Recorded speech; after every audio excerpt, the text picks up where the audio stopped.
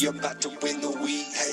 What's going on, everyone? Welcome to episode 2 of Win the Week. It is September 1st, Thursday. Super excited to have you guys back. Before we get into today's episode, make sure you follow us on socials. Instagram is win_the_week. Also, make sure you join our new Facebook group, Win the Week. I think it's going to be a really great way for us to connect with you guys. So make sure you follow us on those social media platforms. Today, we're going to jump into the 10 ways to win the week. A lot of good information here. I think this is kind of going to be the building principles on how we win the week and how you guys can win the week as well. Before we get into that, Joe, how's the week going? How are you winning the week so far? Yeah, pleasure to have you guys here. Excited for a second show, and the week's gone off well. Been able to get on a good sleep schedule, getting right around that 8 hours that I know my body needs. I've been able to get outside a little bit, get a little vitamin D. Was able to hit the driving range last night, which was great. Just get out there, swing some clubs. That's something that brings me a little joy and gets me in a little good headspace from like a meditation type standpoint. So, things have been doing good. Business front, things have been able to push some things forward. So right now, we're checking the boxes. I will say this weekend, pretty pumped. Definitely going to be, celebrating some success. I got a trip with some buddies out to Charleston, South Carolina. So gotta make sure I'm, winning the week here Monday through Friday. So, I'm in a good headspace and feel great for that, fun event this weekend. So for sure. Good stuff, man. Well, glad that you're having a good week, and sounds like you're going to have a great weekend. And look, you win the week, it allows you to enjoy it that much more in the weekend. So glad to hear that you got some good things planned for yourself this weekend. Man. So we can go ahead and dive in here. So again, today, what we're going to be talking about is the top 10 ways to win the week. And we will kick it off. Joe, number one way to win the week. Why don't you get us started here? Yeah. Number one way, working out. Getting that physical activity. Why is that important? I mean, you could go through the countless amounts of studies that are out there by people far, far more educated than us that show just getting active for even 30 minutes, a day, really just is what the human body needs, right? Especially in today's society, just getting active. So getting out there, working out, whether that be cardio, lifting, you name it. For me personally, I like to try and incorporate a little half and half, 20, 30 minutes of cardio. Maybe that's, running, maybe that's on, the bike, the Peloton or whatever. And then targeting, 2 muscle groups a day is how I typically like to break it down. Kyle, what do you think? Number 2, what you got? Love that about the workout. Number 2, I would say, equally, if not more important in the workout, is the diet. Diet is huge, everyone. Even if you're not able to get a workout in, I think it's vital that you're at least eating healthy. They say diet makes up 70% of weight loss. Don't fact check me on that. But I'll tell you this, the reason why it's important is, 1, you're going to feel better. You're going to have cleaner energy.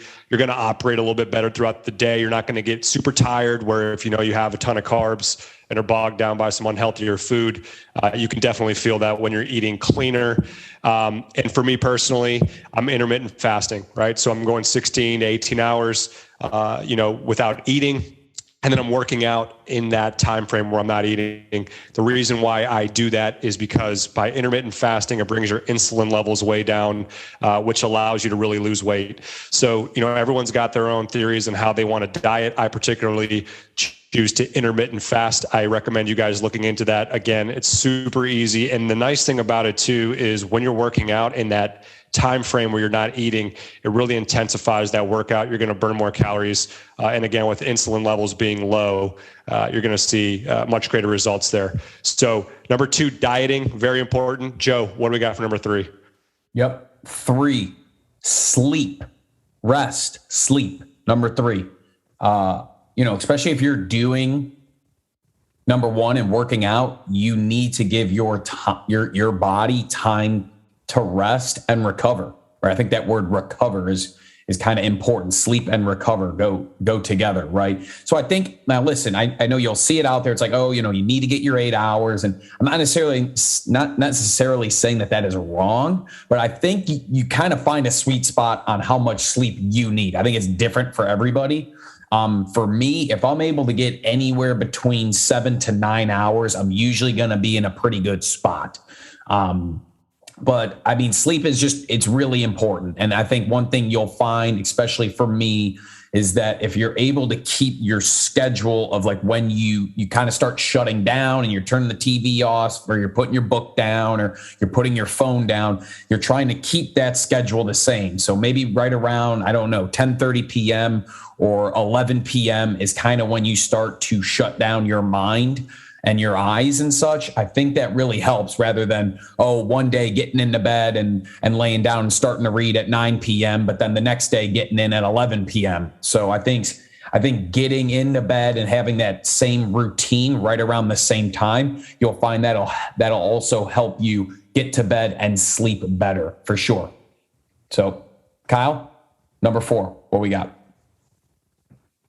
Number 4, meditation. All right, I'm going to repeat this. Meditation. Again, for some reason, there's a stigma around this, especially with guys, but I can't reiterate the importance of meditating. And it doesn't have to be anything crazy. You don't have to, sit Indian style and close your eyes. Really, it's just finding time to yourself and finding quiet time to think. And the reason why this is important is this. Your mind is so powerful when you're able to focus on a goal or focus on a greater task at hand. It allows your brain to kind of process that, visualize it. And there's a lot of power in being able to see things. You can kind of start to connect the dots of, okay, this is my goal. How am I going to get there? What are the things that I need to do in order to do so? And just finding that quiet time. We have a million things going on, especially in today's day and age with social media, and you've got content going 24/7. Finding 10, 15 minutes to yourself where you can sit and think about your goals, about things that are important to you. It goes a very long way. And it doesn't need to just be business related. It can be personal. Like, what are some things you might be going through? Take some time to think about those things and how you can attack those. And I can tell you personally, for me, as I'm kind of strategizing my short and long-term goals, having 10, 15 minutes to sit and think about those things, visualize those things, and plan, it is of the utmost importance when you're trying to piece things together. So again, guys, meditate. Just take some time to yourself. It doesn't need to be anything crazy or formal. Just take 10, 15 minutes alone time where you can think and prioritize things that are important to you. Number 4, meditate. Joe, what do you got for number 5? 5, read. Continue to educate your mind, right? This is very important because I would find, most of us, you get in that daily habit of going through workouts and you're doing your work and this, that, the other. And it's so easy nowadays, to turn on Netflix and, pick up and watch a show. And that's fine. There's nothing wrong with that by any means. But especially when you're not in school anymore, you really need to keep your mind actively learning. I think, especially for myself, the best way to learn at this point in my life is just to continue to read things that, 1, I'm interested in, and 2, that I think just help me progress as a professional, as a human, personally. I mean, you name it, right? But at the same time, I think this is different for everyone. Read a nonfiction novel. Read about a love story. Girls out there, whatever it is. Read about something that you're passionate about, right? So for me, I like to read on some sales and marketing stuff that I do professionally. I like to read about successful businessmen or entrepreneurs, you name it. But I think it's important to read and continue to educate yourself. Number 6. Love that. What we got? Love that. Got to read. 6, be outside. Get outside. Okay, we're at this point, a lot of us are working from home. We're inside. Your personal life starts to blend with your professional life. It seems like there's really no break in the day here. So what I'm saying is get outside, get some sun, go for a walk around the block, go for a jog outside, go sit outside and read a little bit. Joe mentioned this earlier in the episode. just getting some sun, getting that vitamin D, it does a lot for your overall mood, and just getting some fresh air. Again, switching up the monotony of being inside, working, watching TV, whatever you're doing inside, it can get very draining on yourself, and it can really bring you down a little bit. So if you're able to get outside, get some fresh air, get some sunlight, it's critical, it's vital. I encourage everyone to get, at least 10 minutes outside daily. That is number 6, get outside. What do you got for 7? 7, sounds simple. Socialize. Okay. Invest in relationships, whatever that might be, right? That's as simple as, calling your mom and dad or going over to their house just to connect and have those conversations. It's as simple as talking to your girlfriend or your wife or your husband, whoever it might be.